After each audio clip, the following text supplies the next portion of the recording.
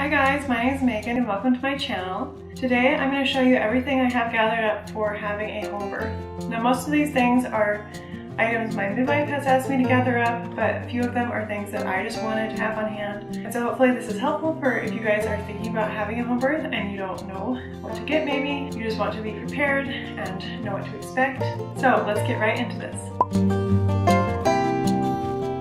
Now before we get into this video, I just wanted to give the little disclaimer that we are going to be talking about home birth and labor and delivery stuff. So some of this may be a little TMI, and so if that's not something that you want to hear, I totally understand if you don't want to watch this video, but I just wanted to give you a little bit of a warning before we get started.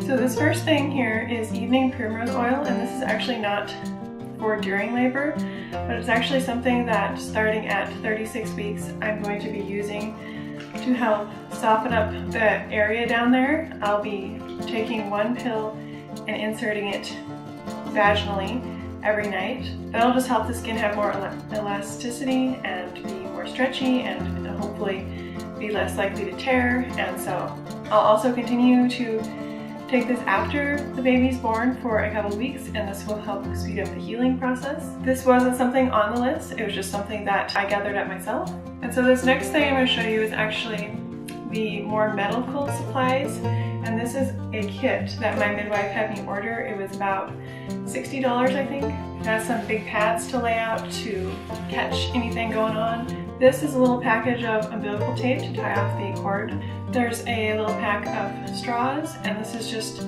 if I'm laying down and I need a drink of water, and the straws will just help Luke or my midwife get me a drink a little easier without me having to actually sit up and get some. There's 2 pairs of these large mesh panties, which are amazing. They're super comfortable. I remember wearing these postpartum with Sophia. These are more for the postpartum, but you put one of these on and a giant pad inside, and it's going to catch all the postpartum bleeding. There's also a peri bottle, and I actually kept mine from last time, so I have 2, which might come in handy because these are actually for postpartum again more. They're for, instead of wiping when you go to the bathroom, you use one of these to spray gently and then you pat dry because it's very inflamed down there and irritated, as you can imagine. So these just make it really nice for keeping yourself clean. I may fill up one with water and one with my postpartum herbal bath. So it might be nice to have 2, but I did keep mine from last time. Some of these things in here are for postpartum, and I just wanted to mention that the stuff I'm going to be talking about today isn't everything I've gathered up for postpartum. I actually have another video dedicated specifically to things I've prepared for the postpartum period and for healing and just making everything easier, so I will link that video for you guys as well. There's a bunch of little packets of lubricating jelly and one bigger bottle of it. I'm not totally sure, but I think these are for when she needs to use the Doppler and check the baby's heartbeat. These will be for squirting on my belly so that she can use the Doppler. There's also a little ice pack, and so I'm actually just going to go pop this in the freezer when we're done with this so that it's actually frozen when I go into labor. A digital thermometer. This is just for the midwife to keep track of both mine and the baby's temperature. There's also a digital pacifier, which I didn't even know this was a thing until it came in this home birth box. But this is a pacifier that tells you the baby's temperature, which is the coolest thing ever because it's hard to check a baby's temperature sometimes. There's a bottle of antiseptic iodine solution, a surgical sponge with a needle cleaner, and I'm pretty sure this is for the midwife to use before she's helping me deliver the baby and touching the newborn baby, and just to make sure that everything's sterile. There's one of these baby snot suckers, and just for right after birth, their nose is sometimes filled with fluids and stuff, and so she just uses that to suck it all out. And it's also handy to have these afterwards for just getting boogers out. There's a little empty glass amber bottle, and this is, I'm pretty sure, for vitamin K. I remember giving Sophia vitamin K out of a little bottle like this when she was first born, just for the first, I don't know, week or so I think. So she'll probably bring the vitamin K and just give me a little tiny bit in this bottle, just what I'll need. There's 2 packs of maternity length pads with tails for postpartum bleeding. There's a bunch of surgical gloves, just for the midwife to be using, a stack of gauze sponges, and then there's 2 packs of these pads, and one side is waterproof and they're nice and absorbent, so you can lay them out and it catches stuff that might happen. I remember when I was in labor with my daughter, my midwife would follow me around with these pads because if I moved to one spot or another, she wanted to make sure I didn't get stuff all over our furniture, and so I just remember she was really good about following me around and putting these under me wherever I was going. And then there's a plastic mattress protector. It's a king size. We have a queen size bed, but I can make it work. And then the last thing in the box is a little paper measuring tape, and this is for just taking babies' measurements after they're born.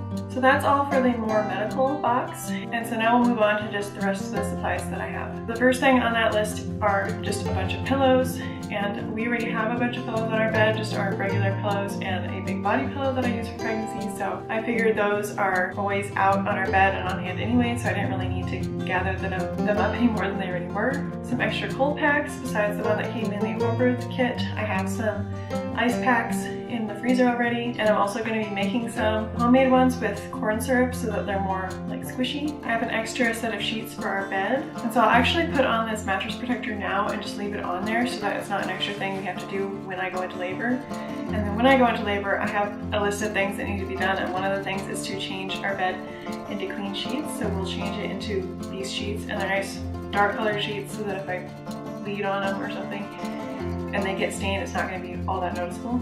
I have some extra boxes of extra large maternity pads, and so these 2 packs are left over from Sophia's birth, and I was just waiting to use them for this one. And these are some that another mama gave me who just had a baby and she didn't use all of hers. So I have some disposable pads on hand, but then I also have reusable pads, and I use reusable pads for periods anyway, so I have a bunch of these on hand. These are some smaller ones, and I'm actually going to be ordering some larger, like 14-inch size pads, so those will be nice to have on hand. I have some extra rolls of toilet paper, a stack of hair ties. I'm definitely going to be wanting to have my hair up when I'm laboring, because having my long heavy hair down while I'm like working hard and sweating is the most annoying thing ever, and I'm constantly losing hair ties. So it's a great idea to have some hair ties in your birth supply kit so that you know you have some when you need them and you don't have to like search all over the house for a hair tie. I have some homemade lip balm, and this is peppermint, so it's going to be nice and cooling on my lips. I can put some on during labor just for soothing lips. I remember during Sophia's labor my lips got so dry because I was breathing so hard, and so this is going to be really nice to have. I also have an essential oil roller bottle with my labor blend in it. This is clary sage and lavender essential oil. Clary sage helps speed up contractions and just make your uterus work more efficiently, and then also lavender is just really calming and great for so many things. And so hopefully this will help keep me calm as well as progress the labor a little faster. I also have my essential oil diffuser that I'm going to be running during labor, hopefully if I can remember, and then some just single essential oils that I'll be using in that. One of them is clary sage again, and lavender, and then also peppermint. This is just really great for cooling you down, or just a bunch of things during labor. Although you want to be careful using this topically close to when you're giving birth, because this can bring down your milk supply. But I'm going to be just running in the diffuser, and it'll hopefully be just really mind clearing and calming. I have 2 big trash bags here, and this is just for my midwife to gather up all the laundry that needs to be done afterwards, and she can put them in these big trash bags. And so these will just be really nice for getting everything cleaned back up afterwards. I have a flax bag here, and this is a heating bag that you heat up in the microwave, and so I wanted to have this on hand in case it sounds nice during labor, just for pain management. And then I also have a big bowl here that has a lid that goes to it. And so this will be great for when I birth the placenta. She can put the placenta in this and pop it in the refrigerator, and then it'll keep it until I'm able to deal with it, and steam it and cut it up into chunks and then freeze it so that I can take them as little capsules. I'll also have 2 big bath towels on hand and a few hand towels, and these are some things that I'll need to sterilize sometime near further on in my pregnancy when I'm getting closer to actual labor so that they stay sterilized. I'll probably sterilize them and then put them in a brown paper bag along with the other things that need to be sterilized and keep them somewhere safe where they stay clean.